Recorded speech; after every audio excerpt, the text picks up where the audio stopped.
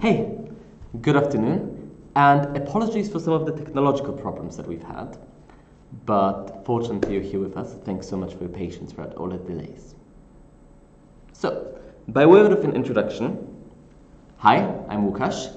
I'm currently working at the College of Europe Natolian campus, where we're doing a bit of research about digital affairs. And today I'm going to be talking to you about why AI, or artificial intelligence, needs humans. So, let's start.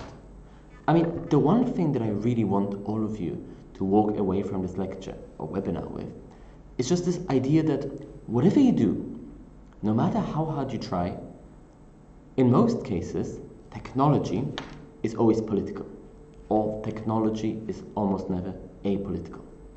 Depending on how you design something, all technologies will have some sort of wider impact on society. Like, it's impossible to create technology that's neutral in its effect on society, unless we're talking about something very, very simple like the sizes of paper. A great example of this is the upvote and downvote button. So on some internet forums, you get to vote up a post that you like, and you get to vote down a post that you dislike. In theory, this sounds like an absolutely awesome idea, because it means that you can downvote stupid ideas and upvote really smart ideas. But unfortunately, there are some problems with this. There was a conference called South by Southwest, and they tried to use an upvote and downvote system for a panel picker. So essentially, if people wanted to see a panel, then they would upvote it. If they didn't want to see a panel, then they would downvote it.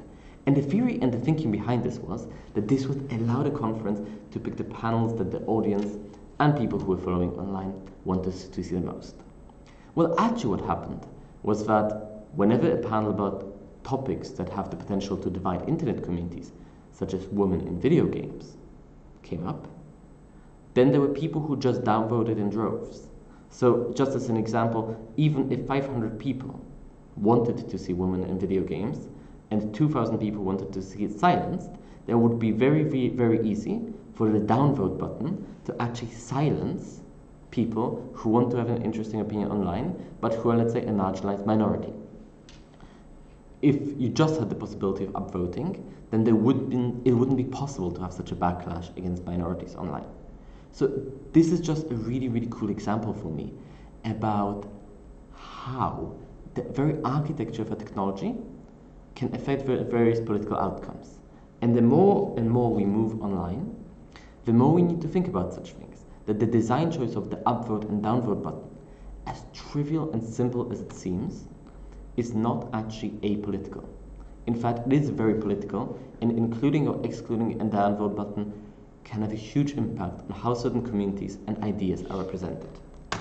Another example, self-driving cars. Like, self-driving cars seem to us like this really easy, politically neutral thing. Because, I mean, after all, it's a car. But the whole infrastructure of our city actually depends on cars and motorization, okay?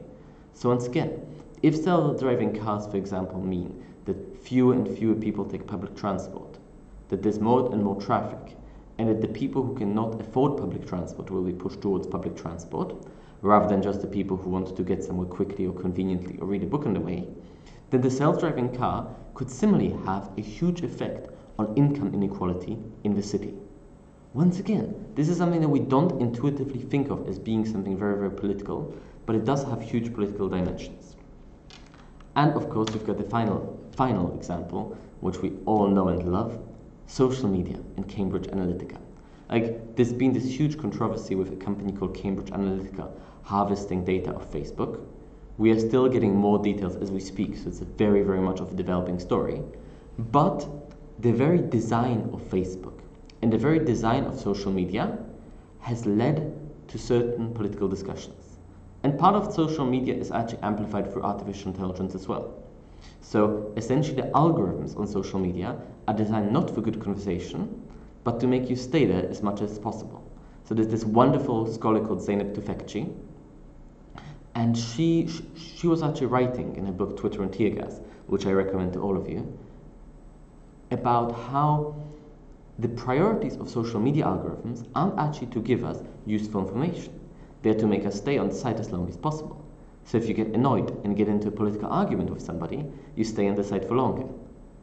So essentially, in all of those cases, be it upvotes, be it self-driving cars, or be it social media algorithms. And the algorithms, I mean, like, the algorithms are responsible for democratic discourse, okay? Like, if you have a political opinion, and suddenly the algorithms show you opinions that you're likely to argue with, this actually affects the very discussions that form the basis of our democracy. So in all of those cases, none of the design choices are actually apolitical. Each one of those choices is deeply and profoundly political. So whenever we talk politics on social media, we just need to remember this, that the design, the very design and mechanism of social networks becomes really, really important. So now, how does this actually relate to human beings and the relationship with technology? Well, let's take another very quick example. Do you remember when Deep Blue, IBM's computer system, beat the former chess champion at chess? I mean, it was a huge case. And what people set this up as was the huge man versus machine match. Person versus computer. And this was a fun paradigm for the media and the like to talk about. But what do we forget, just like we forget with self-driving cars, with social media and with upvote and downvote buttons, is that this technology doesn't exist in a vacuum. Instead, this technology is designed, it's mediated, it's created by human beings. So it's just impossible and very, very wrong to cut out the human beings out of technology. And Kasparov himself also realized that when he had this beautiful quote after the Deep Blue match, saying that machine's triumph is man's triumph. Because it's impossible to essentially divorce the artificial intelligence, the algorithms, whatever design we have from its creator. Humans have biases, and any machines that humans will create will also reflect upon those biases. So, I know we've all seen, or many of us have seen The Terminator. Many of us have seen iRobot and the like. And all of those sort of create this weird human here and machine here. And the human and machine are opposed, and humans will beat machines at something, machines will beat humans at something, etc., etc. But instead of actually thinking in a humans versus machines way, let's ask first about the humans who designed the machines. Now, I was working on those slides some time ago, and then a webcomic episode came out, or a webcomic came out, which described this much, much better than I ever could. This one webcomic is called XKCD. I'll just give you a very, very brief look to take, very, very brief moment to take a look at it.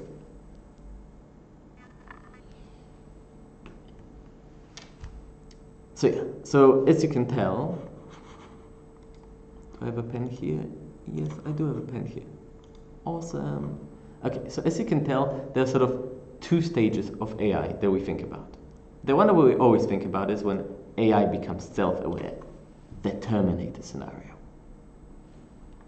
The other scenario that we have is when artificial intelligence isn't quite self-aware, but people still use it. Like currently, dictatorships are working on ways to detect people by the way they walk, by the way they talk.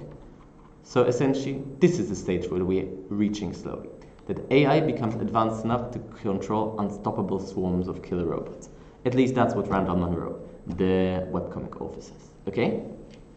So we are at this third stage, and we're not thinking half as much about this stage as we should be thinking about. So instead of worrying about, the Terminator, let's worry about something much, much more in the short term. Namely, let's worry about how humans are designing such systems. So, who designs our AI? Like, who's in charge of controlling it? What biases do such people have? What thoughts do they have? What environment do they come from? And maybe before that, we should ask ourselves, what are we talking about when we are talking about artificial intelligence? Because that's also a really, really profound thing that we should probably start thinking of first. So, when we think of artificial intelligence, we usually think and talk about machine learning. And at its most basic, What machine learning does is it essentially matches patterns. It finds things that are similar. So what machine learning, for example, does is it will, for example, try to identify a cat. So it will figure out that all cats have 4 legs. There was actually lots of really fun YouTube algorithms that identified cats because the internet is only made up of cats. So essentially they sent this machine learning algorithm, you're an all grown-up algorithm, go explore and discover the world. And so the algorithm was set up on YouTube and it started recognizing cats, just by itself. Because it learned that, here are those things with 4 legs, they make this weird sound, they have this shape, they have a long tail. And based on this, essentially the machine learning was using existing patterns to match something. And based on this matching, it identified what this cat animal was.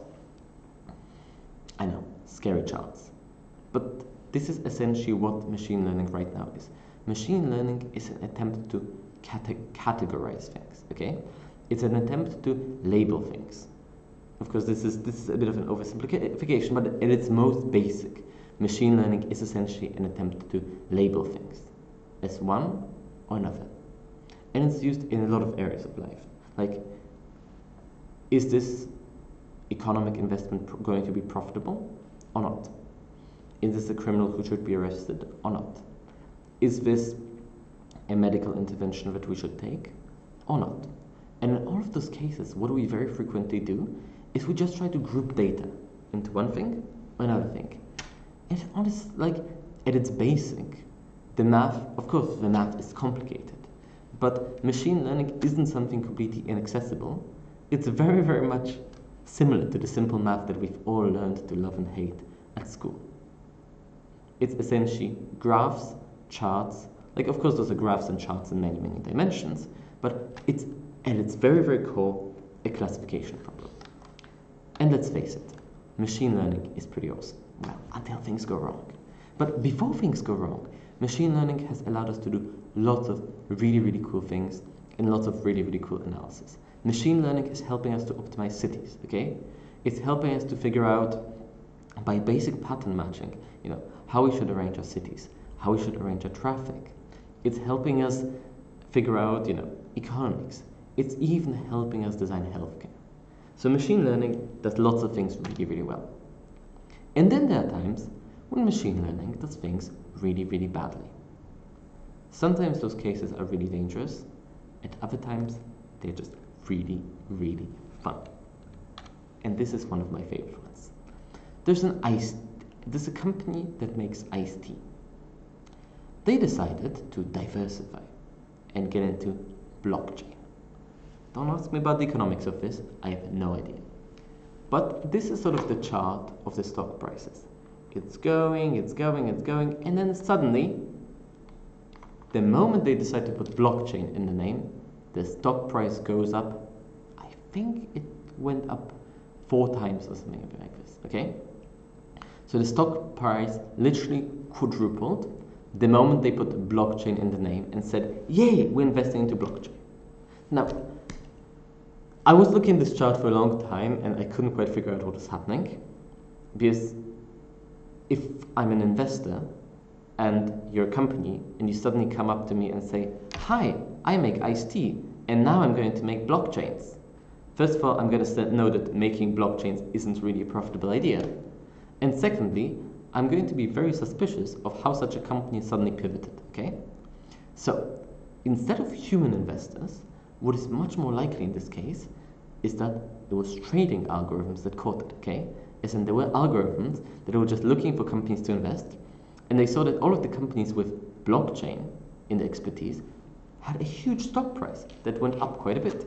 So the moment something else happens that has blockchain in the name, the moment even a company that specializes in chilled or non-chilled beverages, I haven't gone into the stock market details of it, also starts to look into blockchain, the algorithms start investing into it on a mass scale. So this was a fun case study. Unfortunately, there are far less fun case studies. The Google Translate one is a really, really cool one. And this is a really, really fun find of Twitter. I've taken a screenshot so that you can trace it all back. So this is a really, really fun find of Twitter. And from what I understand, and this has been confirmed by people who know Turkish, that Turkish is a gender-neutral language. So there is no he or she. So whenever you translate it back into a language that is not gender-neutral, you need to make certain assumptions about what gender you pick up. As you can tell, when you talk about cooks, turns out it's a she. Engineer, he. Doctor, he. Nurse, he. Soldier, he. Teacher, he. Like, of course, there are some interesting variations, and a lot of them are culturally based. There's some variations, and a lot of them are culturally based. But what's happening in this case is that the way Google Translate works is that it's usually based on machine learning algorithms. So Google Translate looks at a lot of text in one language, and then it tries to figure out this text in other languages as well, okay? Now the problem is that since it's looking at a lot of real-world case studies, it's not asking whether or not any of those case studies are fair or representative, okay? So it's working a huge data set. And as we saw beforehand with the scary charts, well, non-scary charts, they aren't that bad, I promise. As we saw beforehand with the not at all scary charts, it's all based on existing data. So the moment there's something weird with the existing data, the moment there is, let's say, some cultural sexism, like if your language comes from the 50s, it will reflect gender norms that probably no longer apply today. If your society is sexist right now, then the machine learning algorithm will probably figure out and learn some sexism from the society as well. The machine learning algorithm only asks what the world is like. It doesn't ask what the world should be like. And this is hugely problematic. A headline from The Guardian: how white engineers build racist code and why it's dangerous for black people. There are lots and lots of case studies like this where we've just failed to completely understand the background of the data that we're gathering for machine learning, okay? In this case, this is talking about facial recognition. Essentially, most engineers in Silicon Valley are white. So the moment they were testing out facial recognition algorithms that they were selling to police, they were mostly testing it on themselves. So the moment you have ethnic minorities, for example, or others who do not look like the typical Silicon Valley engineer, the algorithms will not function very well. And if you're using those algorithms to figure out whom you should arrest, then you probably have a bit of a problem. So essentially, in all of those cases, you have a data set. This data set can be Turkish language from the 80s. This data set can be faces of white people. This data set can be companies that are in blockchain. But unless you actively question this data set before telling the algorithm to go ahead and have fun with it, then you are in serious problems because the data doesn't ask how the world should be, it's just asking how the world is. And this has the potential to become quite a bit of a problem at times. So, what's happening in each one of those cases? Like, what's happening in all of those cases that we've looked at? One, as I said before, training data is limited. So, not only is the training data limited, but it's also often weirdly labeled. And the machine learns from this limited training data. So if the training data contains sexism, if the training data contains racism, the machine learns from it. And there was this case where Microsoft created I believe, maybe there was a Twitter bot or something like that. And essentially they were trying to teach the bot from training data. Well, people figured out that the bot was learning from training data. So they started just tweeting racist, sexist, and generally unprintable stuff at the Twitter bot. And they managed to turn the Twitter bot from a nice and civilized bot into a being so evil that Microsoft had to shut it down very, very quickly. So we always need to figure out what the training data actually is. And later on I'm going to talk about how you, journalists, NGOs, civil servants, all should play a big, big role in this. And I promise it's not that scary. That's the other point as well, as I mentioned, that society can be discriminatory. Society can be generating really bad data, and then the machine will be learning from that data. And finally, as I said, we and the machines look at the data, and based on the data, we only look at the world rather than figure out what this world should be like.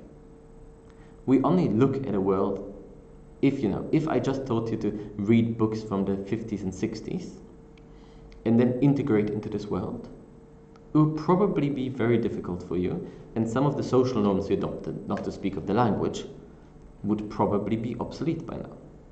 And it's the same thing happening right now with some machine learning. We need to really, really think about the in-depth data that we use. This is, once again, like a lot of the case studies come from the US. And if we, for example, use machine learning algorithms when deciding to sentence somebody to prison, then it unfortunately becomes obvious quite quickly that currently white people and ethnic minorities receive vastly different sentences as in the US, often for the same crime.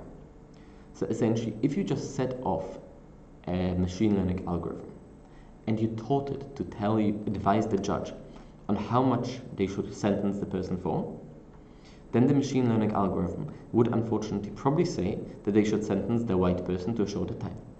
Not only this, but even if you told the algorithm that it should completely disregard skin color and ethnic group, then the algorithm could easily come up with proxies like address, your postcode, socioeconomics, all of which correlate with your ethnic group so strongly that they're essentially an indicator thereof.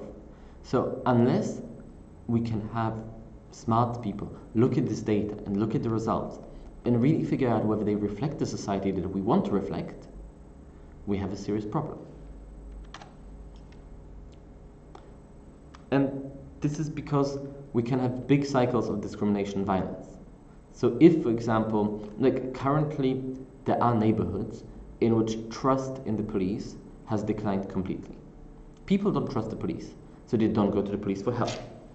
If they don't go to the police for help, it means that crimes are more likely to be unreported, which means that police think that the neighborhood is more violent, which means that there's a greater police presence, which leads to a greater distrust between the police and the citizens.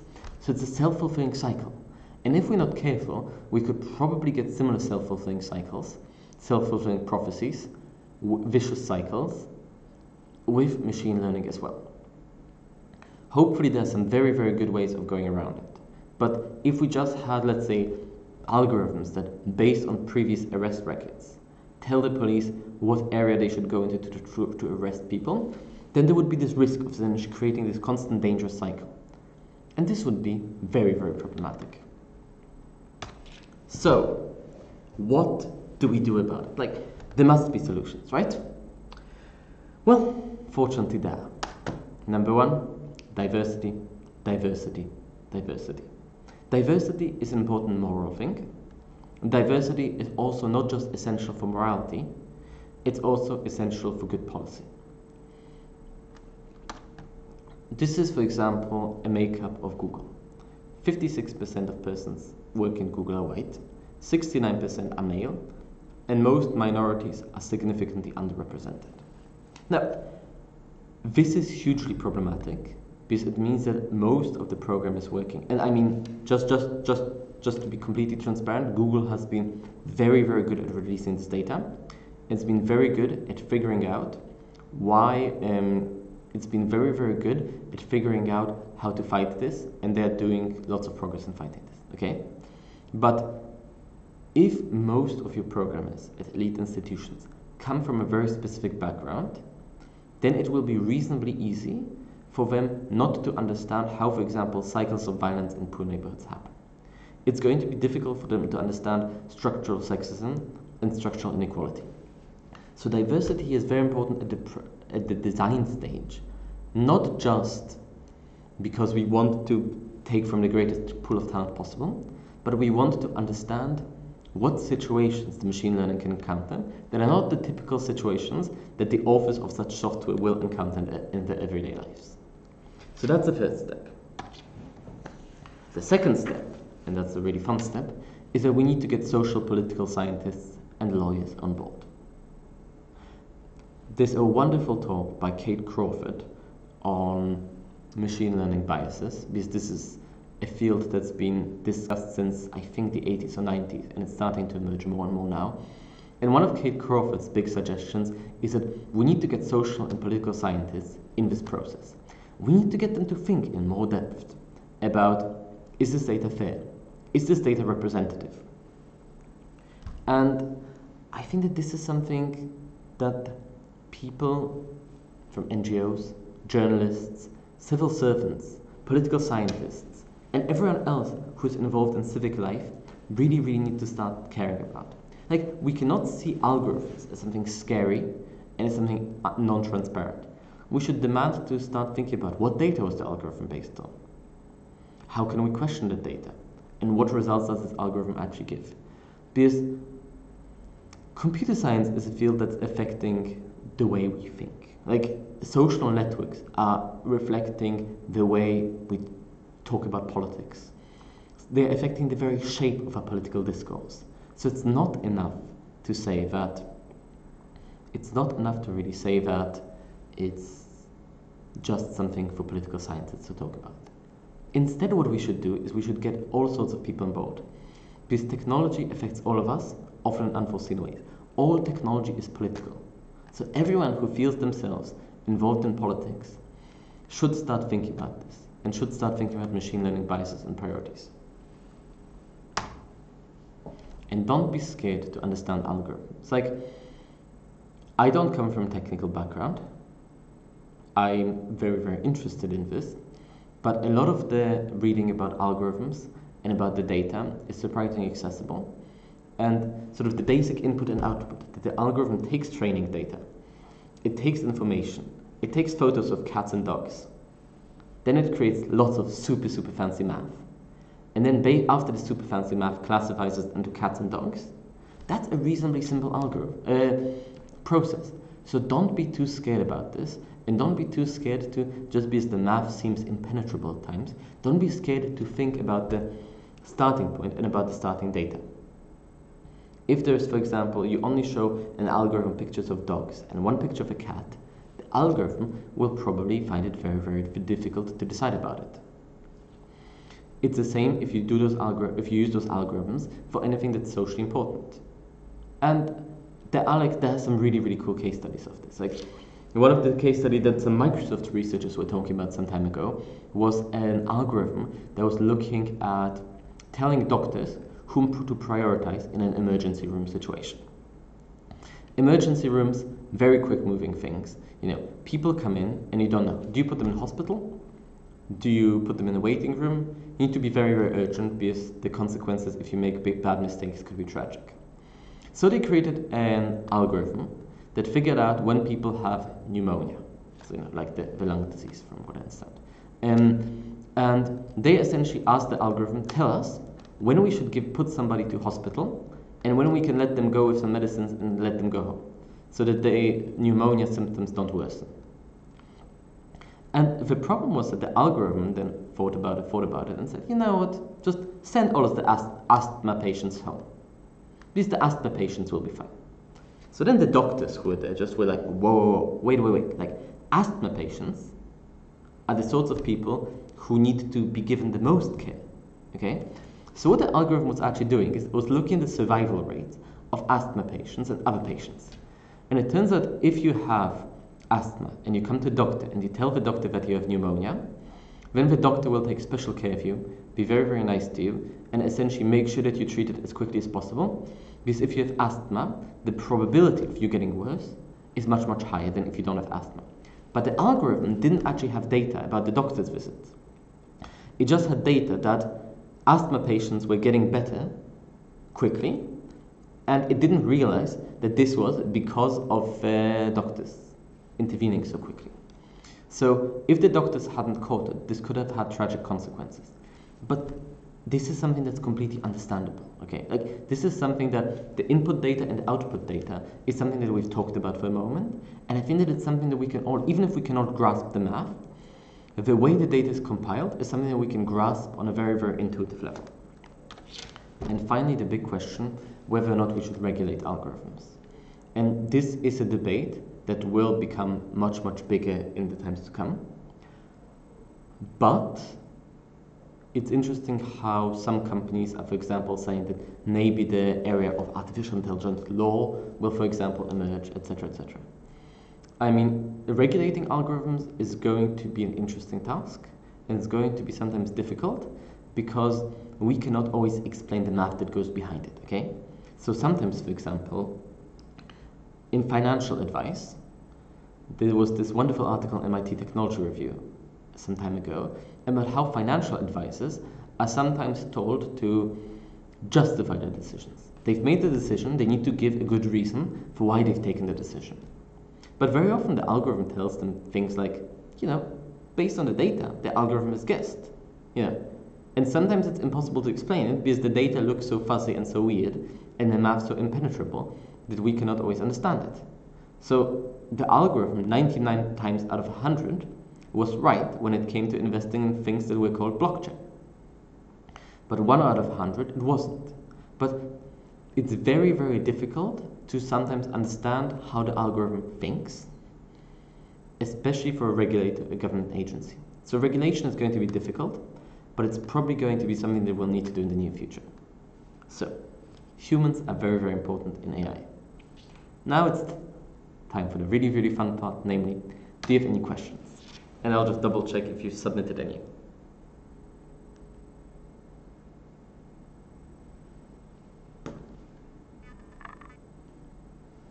No questions? Wait, maybe I need to refresh it.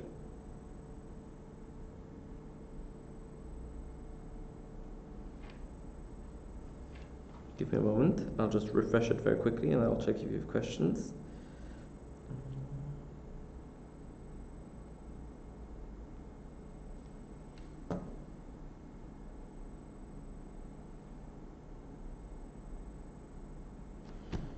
Somebody just asked me what future inventions can I predict? Oh, that's a fun question. That's a really, really fun question. So, somebody much, much smarter than me once said that the best way to predict the future is to invent it. And it's almost impossible for us to make any predictions right now. Not only that, but when it comes to predicting, I think that the best thing is never to trust people who are too interested in technology. So, no, because people who are too interested in technology get very, very obsessed about the way technology works now. So they get very, very obsessed about how things are under the status quo. And they get very, very interested, they create their own programs for existing systems. They've configured all the laptops perfectly. And it's much, much harder for them, because everything works perfectly, to imagine a future in which it can be improved after they've invested so many hours into the current system. So if you're going to ask somebody to predict the future, don't ask somebody who